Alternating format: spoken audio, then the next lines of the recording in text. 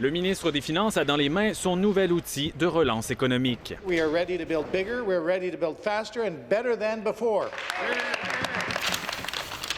Le document s'intitule « Bâtir l'Ontario », un titre évocateur pour positionner le gouvernement Ford comme le parti des grands chantiers.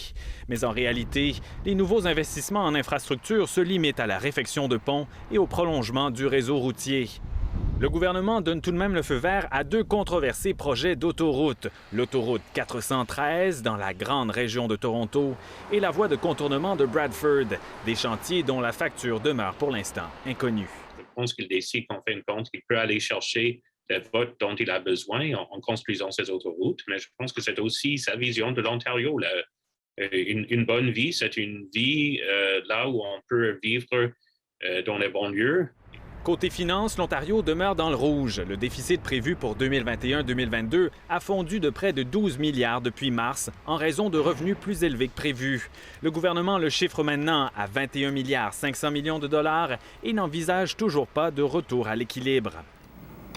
Les Ontariens qui attendaient des baisses d'impôts seront déçus. Le gouvernement n'annonce rien de nouveau pour s'attaquer au coût de la vie.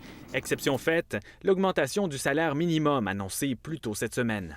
There is so much that's not in this fall economic update. L'opposition officielle souligne d'ailleurs le manque de soutien pour les familles de la classe moyenne et l'absence de mesures environnementales. Les francophones, eux, ne sont pas en reste. L'énoncé économique est accompagné d'une modernisation de la loi sur les services en français. Le gouvernement promet ainsi des services de meilleure qualité.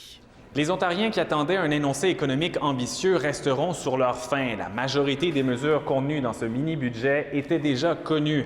Reste que c'est un document qui nous met la puce à l'oreille sur la stratégie de réélection de Doug Ford, avec cette attention particulière accordée aux électeurs des banlieues torontoises. Ici Mathieu Simard, Radio-Canada, Toronto.